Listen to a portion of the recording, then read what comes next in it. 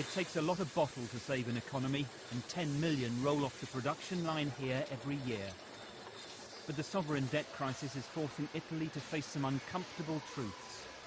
While this family-owned distillery lives within its means, the country doesn't. So will the political class finally persuade Italians that they mean business? The government has to give them the example that they were the first to make sacrifices, and the Italians will follow. You cannot ask people to make sacrifice when you keep your privileges. We have a very difficult moment, but I believe that Italy has shown several times that they can survive and recover. Some things in Italy never seem to change, but looks can be deceptive. The economy has been sluggish for years, and the Dolce Vita is already coming to an end. Just like in Greece or Portugal, but on a much bigger scale.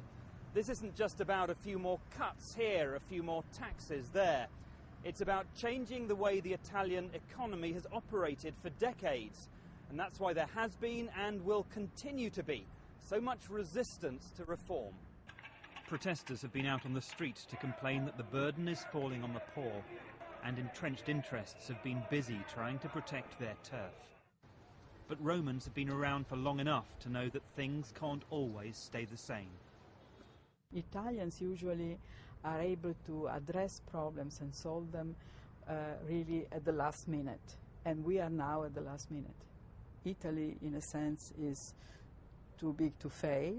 Nobody may really help Italy for a long time except Italians. And I think some Italians, most Italians, have understood that. Nestling in the hills outside Rome, the village of Oriello Romano. Preparations for the annual Porcini Mushroom Festival. In a makeshift tent, the cleaning and cooking has begun.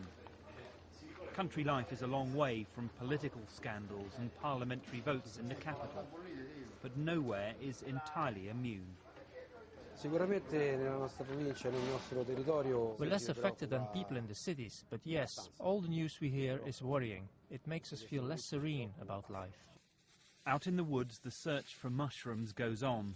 There are hidden treasures in the economy too, but austerity will bite much deeper before any signs of recovery emerge. And there is a big challenge, the one thing that Italy needs above all, to create growth.